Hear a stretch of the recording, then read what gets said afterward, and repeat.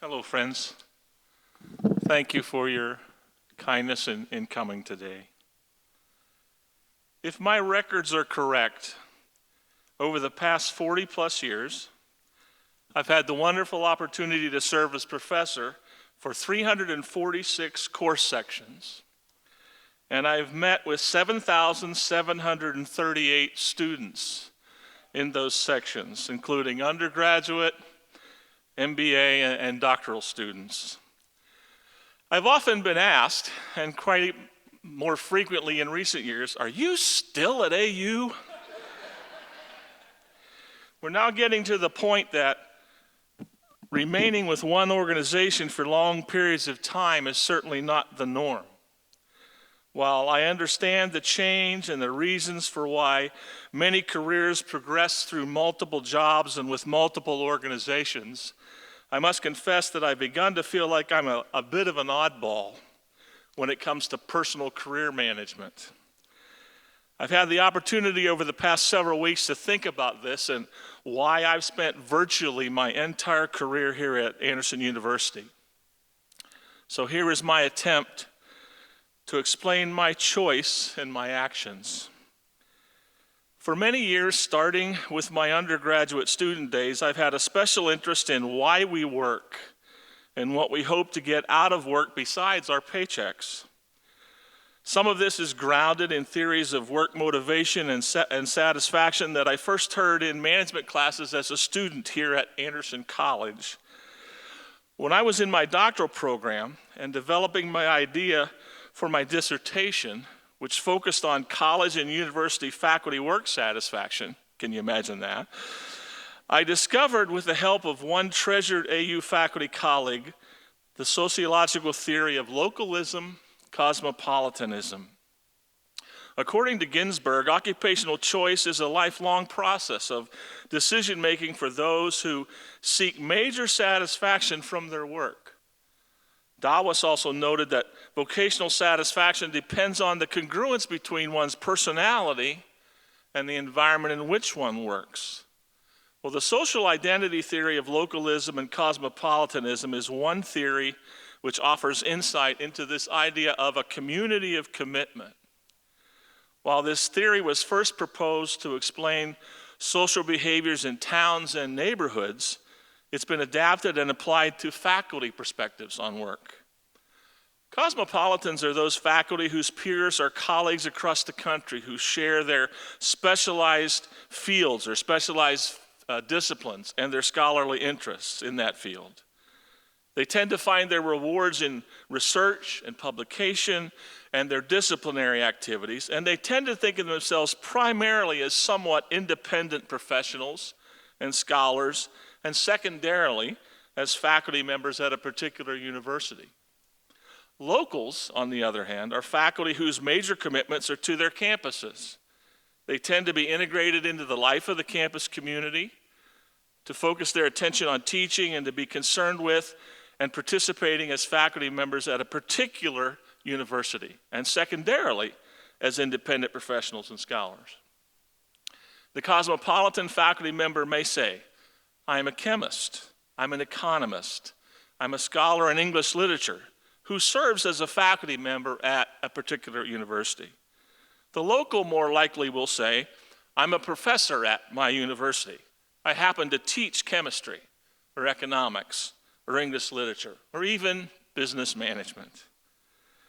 The career satisfaction for a faculty member who is local in their focus is dependent on their identification with the expectations presented by their organization, the culture of that particular organization in the workplace. The specific university and its culture thus becomes a crucial element in that faculty member's sense of satisfaction and identification. According to Smershis, organizational culture is described as a social or normative glue based on shared values and beliefs that holds organizations together. And it serves four general purposes. Number one, it conveys a sense of identity and is a crucial part of how we see ourselves as an organization. Number two, it facilitates commitment to an entity other than ourselves. Thirdly, it enhances the stability of a group social system. And finally, in some cases, it's just a sense-making device. And sometimes if we ask questions, why do we do that here? No one can really answer. It just makes sense. That's how we do things. Culture is context-bound. Every institution has a different culture. One of my doctoral professors, Dr. George Koo, asserts that university culture provides contextual clues necessary to interpret behaviors, words, and acts, and gives these actions and events meaning within the cultural bearer's frame of reference. If the culture is rich, it can enhance the stability through the socialization of its new members. It contributes to the general effectiveness of the institution by reminding members of what the organization values. As you may be able to tell, while I certainly have an interest in the ideas and research that's part of my academic discipline involving managerial and organizational behavior theory, I've been particularly interested in and impacted by the culture of Anderson University over almost 5 decades as a student, a member of the staff, and for the past 40 years as a member of the teaching faculty. To understand the culture of an organization, one must investigate 3 levels as proposed by Edgar Schein. And by doing this, over the next few minutes, I hope to give you my reflections on those components of the culture of AU and explain to you, and maybe even to myself, why I've stayed here all these many years. The first place to discover the culture of an organization is to look at the most observable level called artifacts, symbols of stored meaning.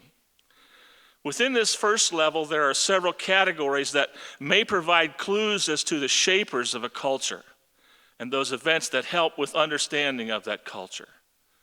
One category of artifacts includes heroes, special people who have helped establish, who have influenced, and who continue to shape the culture. There's a danger here for me to begin to name those heroes who have influenced my perspective on the AU culture because there's not enough time to list them all. And I know I will leave someone out who I should have mentioned. So please bear with me, and I apologize if I left you out. With that said, here are the names of some key individuals who have shaped this place, but have also directly shaped my perceptions of Anderson University. In my early years, I have to begin with Robert Reardon. President Reardon was what I always called my president. We all called him my president, our president. He helped me catch a vision of what this place could be. Those of us, many in this room, know him, remember him well, his great storytelling abilities, how he drew us in conversation. When he retired as president, well, for a while, when we were RDs, he was Susan and my next door neighbor because we were in Dunn Hall and he was next door. And in the summer months, once in a while, he would call and invite us over to have supper, share supper with he and Jerry. Those were rich experiences that just cherished so much. Later, after he retired and I started working on faculty, I had a chance many different times just to sit with him, go and sit with him for a few minutes and just share. Maybe it was a burger at Burger King. We'd run into each other out there or other things. Just a chance to share, but he's an important shaper. I'll say more about him in a few minutes. Robert Nicholson. While I always referred to President Reardon as President Reardon, we all called President Nicholson Nick. And he seemed okay with that until he became president. Then I called him President Nicholson. But Nick was a great architect of many things here. Really the comfortable being behind the scenes and making sure things ran well and allowing us as faculty to engage with each other. I've got another thing I'll say about Nick in just a second. H.L. Baker, you're here today. You were my first boss here. When I came back as a resident director, H.L. greeted Susan and I, helped us move things into the Dunn Hall lounge because the apartment still had to be carpeted. So we moved everything into the lounge, and she and I and our cat lived in a room in what is now Rice Hall for a few days. And then the carpet was laid and we moved in there. But H.L., you will always be someone who, when I think of AU, your name will always come to mind. Darlene Miller, I saw that you're here. Darlene, when I started teaching, you were my first dean. And you trusted me, which I'm not sure was wise. Okay. Of course, I have to mention from my early years Harold Linneman and Glenn Falls. Both of these men were my professors. Dr. Linneman was my advisor.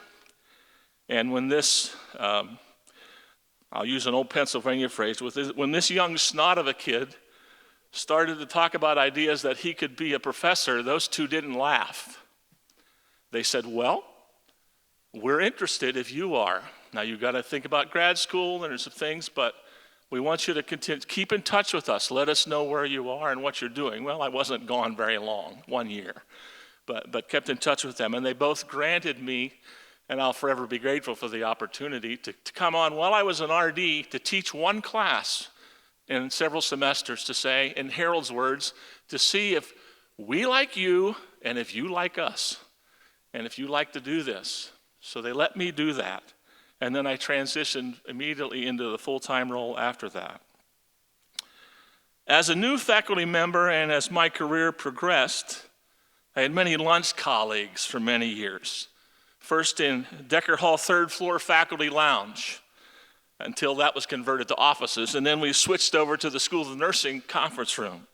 So there's some names I just want to mention, and those of us who've been here a while will probably remember many of these. Doug Nelson, George Rabel, David Lewis, Stan Stevens, Merle Strege, who's here today, Pat Bennett, Pat Griffin, Fred and Kay Shively, Lawrence Schaefer, Don Cruikshank. These were my lunch colleagues for many years and helped me assimilate into the faculty, and again, accepted a younger person that I could listen to them and learn wisdom from them. We have two current professors who have served AU since my student days, and I don't refer to them to refer to their age. That's not what this is about. Dr. Fred Burnett came, I think, my freshman year and began teaching, and he's retiring this year as well. The other was Dr. Lee Griffith, who is here. Lee was my professor for statistics of all things. But I've had a chance to get to know Lee over these many years, and we've become friends, and I'm so grateful for that. You shape how I think about this place. I have some long-term faculty member colleagues from the Fall School of Business. Here's a list of names again. Ken Armstrong, Mike Weiss, Barry Ritchie, Cindy Peck, Michael Bruce, Mike Collette, Terry Truitt, Jeff Buck, Frank Pianki, Emmett Delaney. We've served a long time together. We've got a chance to grow a school of business that many of us were very, very proud of, and the impact that we were able to make through the work that we've done there. My current FSB colleagues as well. I don't know you as well, but we're slowly getting to know each other. And I'm sorry that I won't get to know you better, but you shape both who we are and what we will become. And I'm very interested in the School of Business that I've dedicated most of my life to. And many of you in here, my current AU faculty members who were gracious to me while I served as your chair. And you put up with my stumbling around trying to learn Robert's Rules of Order and how to run a faculty meeting. I want to specifically mention two longtime FSB colleagues who are no longer with us. Greg Heberling, who was my professor and my colleague, and Jay Hostetler, who passed away last September. Huge impacts that both of them had on my life and my understanding of this place. I confess, I miss Heb, if you knew Heb. I miss him walking by my class and just stopping in the middle of class and saying, "What are you talking about?" And I would bring up something, and he'd always have a great question and sit down and engage. I miss that. I miss him being here. As Courtney mentioned, I served as faculty athletic rep for 25 years, and I would be remiss if I didn't mention Marcy Taylor and her dedication to this place. Finally, when discussing my heroes, we're just on category 1, but I promise the others aren't this long. When discussing my heroes, I have to mention two in particular. Darrell Austin, who's a professor emeritus of mathematics, my longtime colleague. He started 1 year after I did on faculty and quickly became my friend. And now is my motorcycle touring companion. We ride motorcycles together every year, and he's just been such a great friend and somebody that I cherish. And then secondly, Jerry Fox.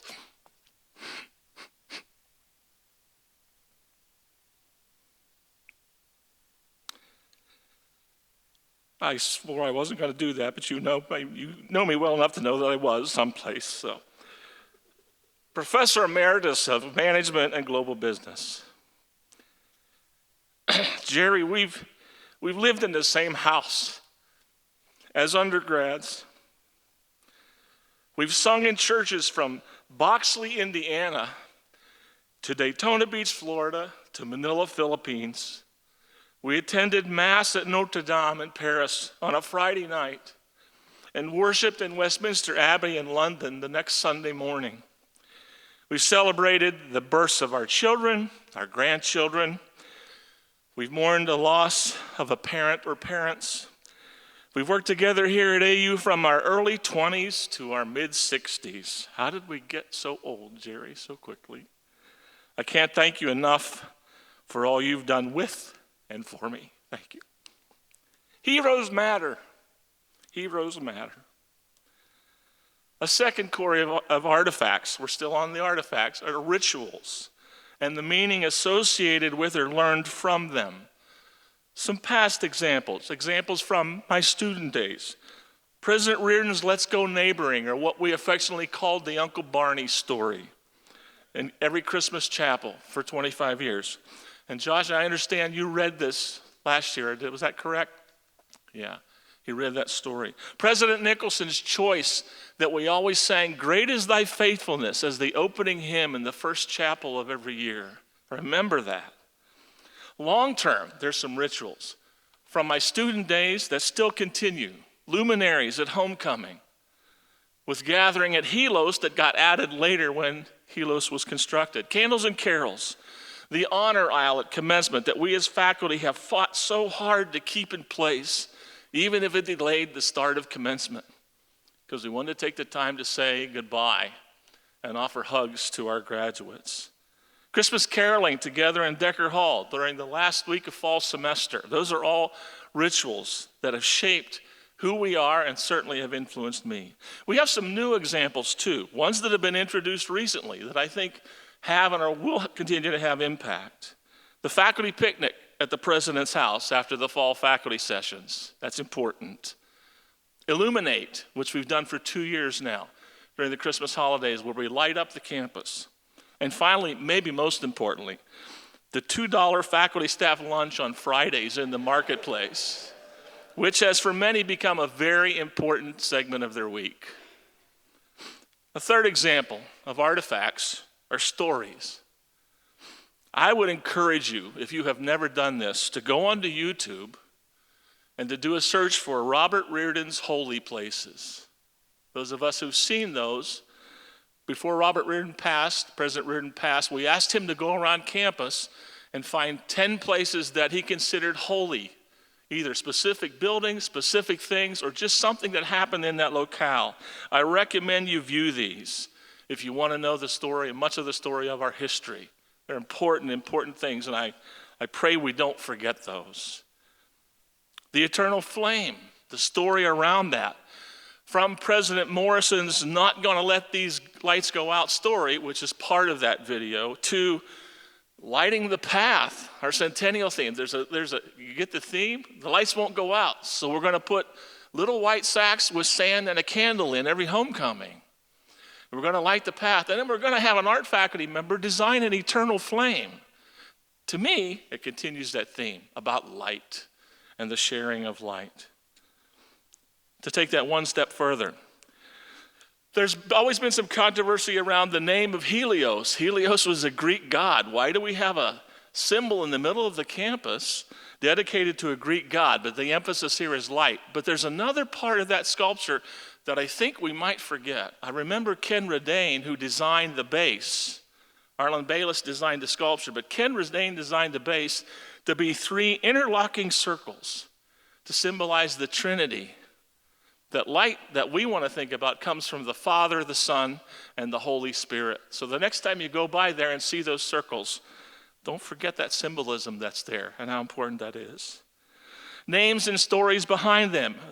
S.P. Dunn Hall, O.C. Lewis Gymnasium. I think this story is right about him. Certainly he funded, he ran, and there still exists Lewis Furniture Company in Sikeston, Missouri. But it's my understanding that Mr. Lewis, through that furniture business, anytime a new Church of God congregation was opened anywhere in the United States, he bought their piano. He furnished them with a piano. What a way to serve. Part of our campus too. Jim Mockholtz in Mockholtz Stadium. Don Brandon Field. Larry Maddox Track. And finally, in terms of artifacts, some stories become myth because there's no one left anymore who can tell if that's really true or not. And I know President Reardon was accused of offering up some myths sometimes. Stories matter. Let's keep telling them. To understand the culture of an organization, though, it's necessary to go deeper than cultural artifacts.